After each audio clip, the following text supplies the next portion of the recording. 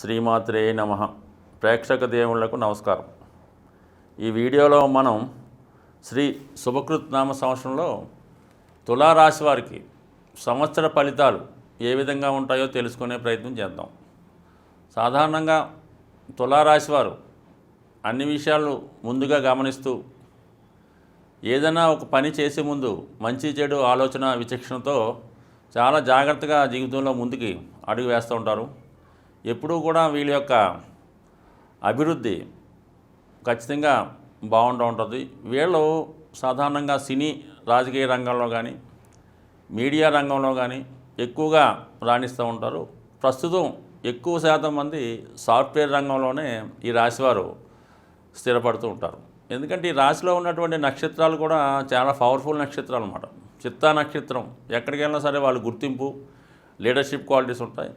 ఇంకా స్వాతి నక్షత్రం అన్నది కేవలం రాహు అధిపతి అవ్వటం వలన అటు సినిమా రంగం, అటు సాఫ్ట్వేర్ రంగం అందులో ఉన్నటువంటి అభివృద్ధి చెందినటువంటి వ్యక్తులను మనం గమనించినప్పుడు ఈ నక్షత్రంలో ఉన్నవాళ్ళు, ఈ రాశిలో ఉన్నవాళ్ళు ఈ టాప్ ర్యాంక్లో ఉంటారు ఈ రెండు ఫీల్డ్లో కూడా.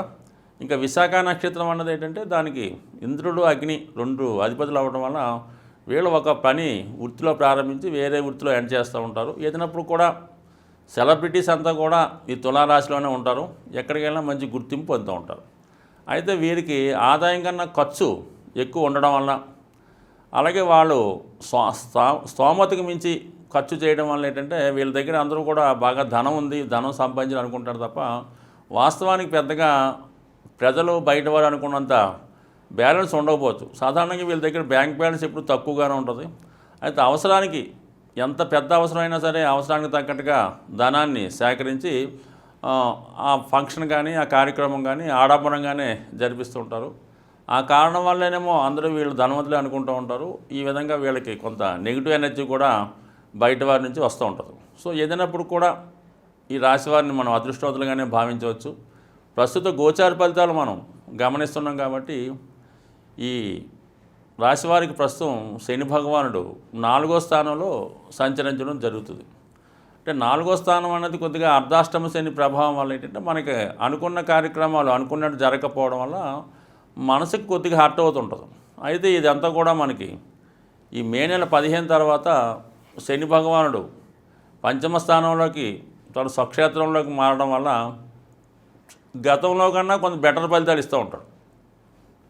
అదే పంచమం నుంచి సప్తమాన్ని చూడటం వల్ల సప్తమం మేషరాశి కొద్దిగా శని భగవానుడి వీక్ రాశి అవ్వడం వల్ల ఏంటంటే ముఖ్యంగా మే 15 తర్వాత ఈ రాశి వారికి వివాహ ప్రయత్నాలు ఏమైనా చేస్తుంటే అవి ఏదో కారణం వల్ల వాయిదా పడే సూచనలు ఉన్నాయి.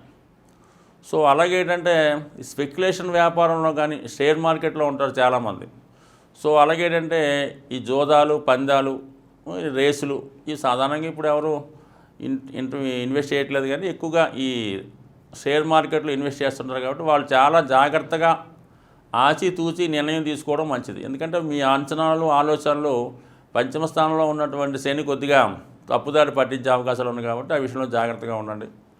అలాగే ఏంటంటే మరి ఈ ఏదైనా సెలెక్ట్ చేసుకునే విషయంలో కూడా కొద్దిగా రాంగ్ అవుతుంది, కొద్ది కన్ఫ్యూజన్ మైండ్ ఏర్పడుతుంటుంది. అందువల్ల జాగ్రత్తగా నిర్ణయం తీసుకుంటే మళ్ళీ కొద్ది కాలం తర్వాత మళ్ళీ బ్యాక్కి మళ్ళీ 4వ స్థానానికి వచ్చి టెంపరీగా పూర్తిగా మాత్రం జనవరి నెల 17 తర్వాత పంచమ స్థానంలోకి రావడం జరుగుతుంటుంది. పంచమం నుంచి సప్తమాన్ని చూడటం వల్ల అటు వివాహ విషయాలు, అటు సంతాన విషయాలు కూడా కొద్దిగా అసంతృప్తమైన ఫలితాలు మాత్రం శని భగవాన్ ఇస్తూ ఉంటాడు. అయితే శని లగ్నానికి యోగకారకుడు అవడం వల్ల ఎంత నిజాయితీగా, ఎంత క్రమశిక్షణతో ఉంటే అంత మంచి ఫలితం శని ఇస్తూ ఉంటాడు. కాబట్టి సాధ్యమైనంత వరకు వీళ్ళు నిజాయితీగా ఉంటూ క్రమశిక్షణతో ఉంటే కంపల్సరీగా శని మంచి ఫలితం ఇస్తాడు.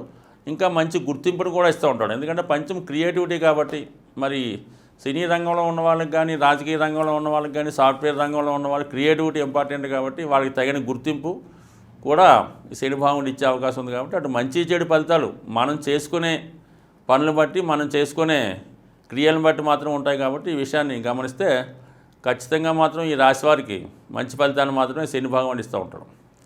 ఇక మన గురుగ్రహ సంచారాన్ని పరిశీలించినప్పుడు ప్రస్తుతం పంచమ స్థానంలో సంచారం చేస్తున్నటువంటి గురుగ్రహం ఈ ఏప్రిల్ 12 తర్వాత మీనరాశిలోకి అంటే 6వ రాశిలోకి ప్రవేశించడం జరుగుతూ ఉంటుంది. సో 3వ స్థానానికి ఆధిపత్యం 6వ స్థానానికి ఆధిపత్యం గురువు అవటం వల్ల అటువంటి గురువు 6వ స్థానాన్ని చేరడం అంటే 6వ స్థానం అనేది అంటే శత్రువులు, రోగాలు, రుణాలు. అంటే ఈ రాశి వారికి ఇలాంటి ఏమైనా ఇబ్బందులు ఉంటాయి, వాటి నుంచి తొలగించే అవకాశం ఉంది. బట్ ఆరోగ్య విషయంలో మాత్రం కొంత జాగ్రత్త అవసరం. 6వ స్థానంలో ఉన్నటువంటి గురువు అంటే 6వ స్థానంలో ఉన్నటువంటి గురువు 12వ స్థానాన్ని కూడా వీక్షిస్తుండడం. 12వ స్థానాన్ని వీక్షించడం అన్నది అనుకోని ఖర్చులు, హాస్పిటలైజేషను, దూర ప్రాంత ప్రయాణాలు, అలాగే ఇన్వెస్ట్మెంట్స్ ఇవన్నీ కూడా చెప్తూ ఉంటాయి. కొంతమంది అప్పు చేసి ఇల్లు కట్టడం కానీ, లేదంటే కొద్దిగా వైద్యం కోసం దూర ప్రాంతం వెళ్ళి అక్కడ వైద్యం చేయించుకోవడం కానీ, అంటే ఇవన్నీ కొంతవరకు మేలు చేస్తూ ఉంటాయి. ముందు ఇబ్బంది పెట్టినప్పుడు కూడా తర్వాత మేలు చేస్తుంటాయి. అంటే అప్పు చేసి ఇల్లు కట్టడం, గృహం సొంతం అవుద్ది. ఆరోగ్యం పని మొత్తం ఆరోగ్యం ఏదో ఆపరేషనో లేదంటే వైద్యం చేయించుకోవడం వల్ల ఖచ్చితంగా ఆరోగ్యం బాగుపడితే దాని తర్వాత ఆనందంగా ఉంటారు. ఇవన్నీ కూడా 6వ స్థానంలో గురువు ఖచ్చితంగా ఒక మంచి ప్యూరిఫైగా చేస్తూ ఉంటుంది అన్నమాట. పరిశుభ్రంగా జాతకుడిని మార్చే ప్రయత్నం చేస్తూ ఉంటుంది.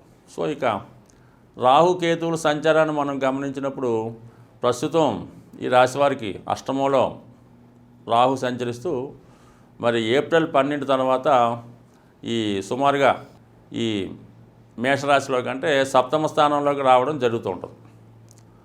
ఏప్రిల్ 23 నుంచి సప్తమ స్థానంలో సంచరిస్తున్నటువంటి రాహుగ్రహం కొంతవరకు ఏంటంటే భార్యాభర్తల మధ్య ఎడబాటును కానీ, అలాగే వ్యాపార భాగస్తుల మధ్య అభిప్రాయ భేదాలను కానీ కలిగిస్తూ ఉంటుంది. సో ఈ విధంగా కొంత చికాకుని సప్తమంలో ఉన్నటువంటి రాహు ఇబ్బంది పెడుతుంటే మరి కేతువు లగ్నంలోకి అంటే రాశిలోకి ప్రవేశించడం జరుగుతూ ఉంటుంది. కేతువు రాశిలోకి ప్రవేశించినప్పుడు అంటే సాధారణంగా కేతు ఏ రాశిలోకి ప్రవేశించినా ఆ రాశి వారి తీసుకునే నిర్ణయాలు కరెక్ట్గా తీసుకోలేకపోతుంటారు. వాళ్ళు అనుకున్న ప్లాన్ కానీ అనుకున్నటువంటి విషయాన్ని కానీ సరిగ్గా ప్రజెంట్ చేయలేకపోతుంటారు. సో అలాగే ఏంటంటే ఏదన్నా పని చేద్దాం ముందు ఆ పని ఆటంకాలు ఏర్పడుతూ ఉంటాయి. మొత్తం మీద కేతువు రాశిలోకి రావడం వల్ల ఏంటంటే మీలో ఉన్న టాలెంట్ తగ్గించే ప్రయత్నం జరుగుతూ ఉంటుంది. సో అందువల్ల ఏంటంటే కంపల్సరిగా ఈ రాశివారు అటు రాహుగ్రహం అనుగ్రహం కోసం, అటు కేతుగ్రహ అనుగ్రహం కోసం, అటు 2 గ్రహాలకు కూడా పరిహారం చేసుకోవడం అంటే ఏదో విధంగా ప్రతి శుక్రవారం కానీ నెలకు శుక్రవారం కానీ రాహుకాలంలో కనకదుర్గ అమ్మవారి ఆలయం దర్శించడం. సో అలాగే మరి ప్రతి మంగళవారం కానీ బుధవారం కానీ విఘ్నేశ్వరుని ఆలయం దర్శించి విఘ్నేశ్వరుడికి గరికతో పూజ చేసుకోవడం.